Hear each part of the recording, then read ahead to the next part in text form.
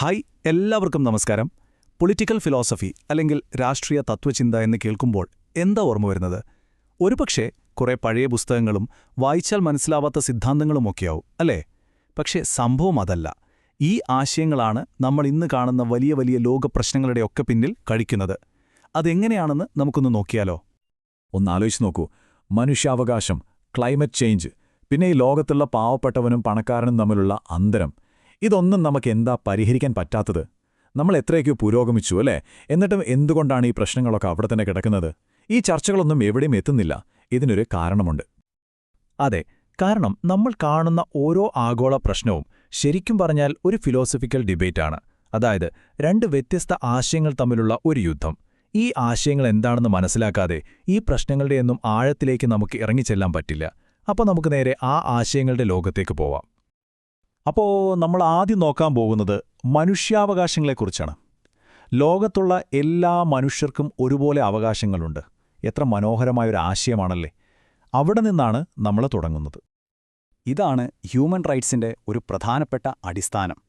John ലോക്കിനെപ്പോലുള്ള ചിന്തകർ മുന്നോട്ടുവെച്ച natural rights എന്ന ആശയം. ഓർക്കണം, രാജാക്കന്മാർക്ക് ദൈവം കൊടുത്ത അധികാരമാണ് എല്ലാമെന്ന് വിശ്വസിച്ചിരുന്നൊരു കാലത്താണ് ലോക്കിത് പറയുന്നത്. അദ്ദേഹം പറഞ്ഞു, അതൊന്നുമല്ല കാര്യം. നിങ്ങളെവിടെ ജനിച്ചു, ആരായി ജനിച്ചു എന്നതിലൊന്നൊരു കാര്യവുമില്ല.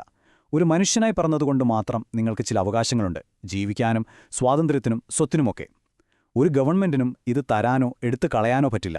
അവരുടെ ജോലി ഇത് സംരക്ഷിക്കുക എന്നത് മാത്രമാണ്. ഇത് വലിയൊരു വിപ്ലവമായിരുന്നു. ഇനി ഇമ്മാനുവൽ കാന്റിന്റെ ഒരു ഐഡിയ നോക്കാം. അദ്ദേഹം ഇതിനെ വേറൊരു ആംഗിളിലാണ് കാണുന്നത്.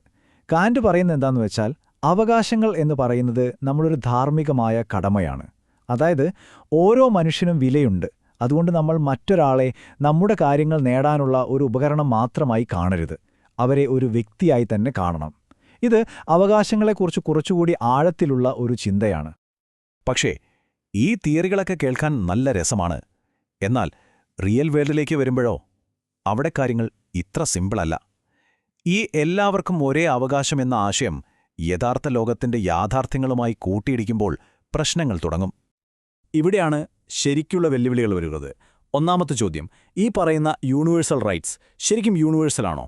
അതോ പാശ്ചാത്യ രാജ്യങ്ങൾ അവരുടെ ആശയങ്ങൾ മറ്റുള്ളവരുടെ മേൽ അടിച്ചേൽപ്പിക്കുകയാണോ? പിന്നെ സംസാരിക്കാനുള്ള സ്വാതന്ത്ര്യം പോലെ തന്നെ പ്രധാനമല്ലേ ഭക്ഷണത്തിനും നല്ല ആരോഗ്യത്തിനുമുള്ള അവകാശം? അതോ അതൊക്കെ വെറും ലക്ഷ്യങ്ങൾ മാത്രമാണോ? ഇനി ഏറ്റവും വലിയ പ്രശ്നം, ഈ അവകാശങ്ങളൊക്കെ ആരെങ്കിലും ലംഘിച്ചാൽ ആര് ചോദിക്കാനുണ്ട്? സംരക്ഷിക്കാൻ ഒരു അധികാരവുമില്ലെങ്കിൽ പിന്നെ ഈ അവകാശങ്ങൾ കൊണ്ട് എന്താ കാര്യം? അപ്പോൾ ഈ ഐഡിയലും റിയാലിറ്റിയും തമ്മിലുള്ള വലിയൊരു ഗ്യാപ്പ് ഇവിടെയുണ്ട്. അതെങ്ങനെ നമുക്ക് ഫില്ല് ചെയ്യാൻ പറ്റും? ഫിലോസഫിക്ക് ഇതിന് വല്ല മറുപടിയുണ്ടോ? നമുക്ക് നോക്കാം. ഈ പ്രശ്നത്തെ സമീപിക്കാൻ പ്രധാനമായും രണ്ട് ഫിലോസഫിക്കൽ വഴികളാണുള്ളത്. ഒന്ന് കോസ്മോപൊളിറ്റനിസം. വളരെ സിംപിളായി പറഞ്ഞാൽ ലോകം ഒരു കുടുംബം എന്ന ചിന്ത. നമ്മളെല്ലാവരും ആദ്യം മനുഷ്യരാണ്, പിന്നെയാണ് ഇന്ത്യക്കാരനും അമേരിക്കക്കാരനുമൊക്കെ. അതുകൊണ്ട് ലോകത്തെവിടെയാണെങ്കിലും എല്ലാവർക്കും ഒരേ അവകാശം ഉറപ്പാക്കാൻ ആഗോള നിയമങ്ങൾ വേണം എന്നിവർ വാദിക്കുന്നു. എന്നാൽ ഇതിന്റെ നേരെ ഓപ്പോസിറ്റാണ് കമ്മ്യൂണിറ്റേറിയനിസം. അവർ പറയുന്നത് അങ്ങനെയല്ല, ഓരോ സമൂഹത്തിനും അതിൻ്റേതായ സംസ്കാരവും മൂല്യങ്ങളുമുണ്ട്. അതുകൊണ്ട് അവകാശങ്ങളെ ആ സമൂഹത്തിന്റെ പശ്ചാത്തലത്തിൽ വേണം മനസ്സിലാക്കാൻ എന്നാണ്. ഓക്കെ, ഇനി നമുക്ക് അടുത്ത വലിയൊരു വിഷയത്തിലേക്ക് പോകാം. ആഗോള നീതി. അതായത് ലോകത്തുള്ള പണവും വിഭവങ്ങളുമൊക്കെ എങ്ങനെയാണ് പങ്കുവയ്ക്കപ്പെട്ടിരിക്കുന്നത് എന്നതിനെക്കുറിച്ച്. നമുക്കറിയാം, ആ വിതരണം ഒട്ടും ഫെയർ അല്ല. അപ്പോൾ എന്താണ് ഒരു നീതിയുക്തമായ ലോകം? ഇവിടെയും രണ്ട് പ്രധാനപ്പെട്ട വാദങ്ങളുണ്ട്. ഒരു വശത്ത് ഇഗാലിറ്റേറിയനിസം അഥവാ സമത്വവാദം. അവർ പറയുന്നത് നീതി വേണമെങ്കിൽ ലോകത്തുള്ള വിഭവങ്ങളും അവസരങ്ങളും എല്ലാവർക്കും തുല്യമായി കിട്ടണം എന്നാണ്. നിങ്ങൾ ഏത് രാജ്യത്ത് ജനിച്ചു എന്നതൊരു മാനദണ്ഡമേ ആകരുത്. എന്നാൽ മറുവശത്ത് ലിബർട്ടേറിയനിസം പറയുന്നു, അത് ശരിയല്ല. ഒരാൾ കഷ്ടപ്പെട്ടുണ്ടാക്കിയ പണം പാവപ്പെട്ടവരെ സഹായിക്കാനാണെങ്കിൽ പോലും അവരിൽ നിന്ന് പിടിച്ചു വാങ്ങുന്നത് അവരുടെ സ്വാതന്ത്ര്യത്തിന്മേലുള്ള കടന്നുകയറ്റമാണ് എന്ന്. കണ്ടില്ലേ, രണ്ടും രണ്ട് ധ്രുവങ്ങളിലാണ്. എന്നാൽ ഈ പണത്തിന്റെ കണക്കിൽ നിന്ന് മാറി ചിന്തിക്കുന്ന വേറൊരു അപ്രോച്ചുണ്ട്. അമർത്യ സെന്നും മാർത്ത നസ്ബോമും ഒക്കെ മുന്നോട്ട് വെച്ച കേപ്പബിലിറ്റീസ് അപ്രോച്ച്. ഇവർ പറയുന്നത് നീതി എന്ന് പറഞ്ഞാൽ എല്ലാവർക്കും ഒരേപോലെ പണം കൊടുക്കുന്നതല്ല, മറിച്ച് നല്ലൊരു ജീവിതം ജീവിക്കാനുള്ള കഴിവ് അല്ലെങ്കിൽ ശേഷി എല്ലാവർക്കും ഉറപ്പാക്കുക എന്നതാണ്. അതായത് നല്ല വിദ്യാഭ്യാസം, ആരോഗ്യം, സമൂഹത്തിൽ ഇടപെടാനുള്ള അവസരം, ഇതൊക്കെ എല്ലാവർക്കും കിട്ടണം. അതാണ് യഥാർത്ഥ നീതി. വീണ്ടും നമ്മൾ തിയറിയിൽ നിന്ന് യാഥാർത്ഥ്യത്തിലേക്ക് വരുന്നു. ഈ പറയുന്നതൊക്കെ നല്ലത് തന്നെ. പക്ഷെ നമ്മൾ ജീവിക്കുന്ന ലോകം എങ്ങനെയാണ്? അത് അപകടകരമാം വിധം ഒരു ഭാഗത്തേക്ക് ചരിഞ്ഞു നിൽക്കുന്ന ഒന്നാണ്. ചുറ്റും നോക്കിയാൽ നമുക്കത് കാണാം. ഒരു വശത്ത് കോടിക്കണക്കിന് ആളുകൾ പട്ടിണി കിടക്കുമ്പോൾ ലോകത്തെ ഭൂരിഭാഗം സമ്പത്തും ഒരു ചെറിയ ന്യൂനപക്ഷത്തിന്റെ കയ്യിലാണ്. പിന്നെ ക്ലൈമറ്റ് ചേഞ്ച്, അത് ഉണ്ടാക്കുന്നതിൽ വലിയ പങ്കുവഹിച്ച സമ്പന്ന രാജ്യങ്ങളല്ല, മറിച്ച് ദരിദ്ര രാജ്യങ്ങളാണ് അതിന്റെ ദുരിതം ഏറ്റവും കൂടുതൽ അനുഭവിക്കുന്നത്. അന്താരാഷ്ട്ര കച്ചവട നിയമങ്ങൾ പോലും പലപ്പോഴും പണമുള്ള രാജ്യങ്ങൾക്ക് അനുകൂലമാണ്. ഇതൊക്കെ അനീതിയല്ലേ? അപ്പോ ഈ അസന്തുലിതാവസ്ഥ മാറ്റാൻ എന്തു ചെയ്യാൻ പറ്റും? ഇവിടെയാണ് പൊളിറ്റിക്കൽ ഫിലോസഫി വീണ്ടും നമ്മുടെ സഹായത്തിനെത്തുന്നത്. അത് പ്രശ്നം പറയുക മാത്രമല്ല, ചില പ്രായോഗികമായ വഴികളും കാണിച്ചു തരുന്നുണ്ട്. ഉദാഹരണത്തിന്, ലോകമെമ്പാടുമുള്ള കോടീശ്വരന്മാർക്ക് ഒരു ഗ്ലോബൽ ടാക്സ് ഏർപ്പെടുത്തുക എന്ന ആശയം.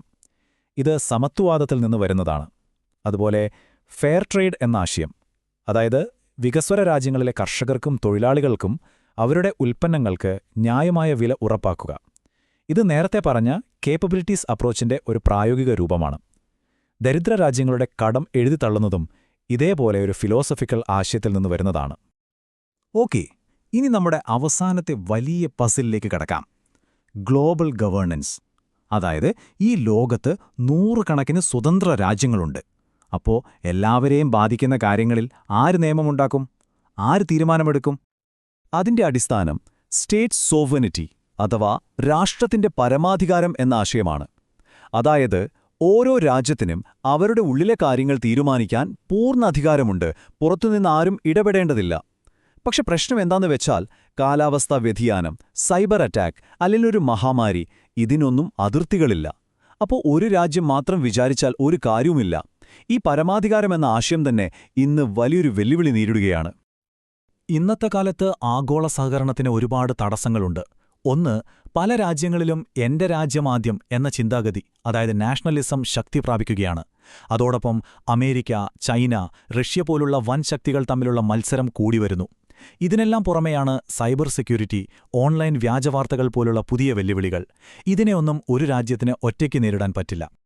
അപ്പോൾ എങ്ങനെ നമ്മൾ കൂടുതൽ സഹകരിക്കുന്നൊരു ലോകമുണ്ടാക്കും?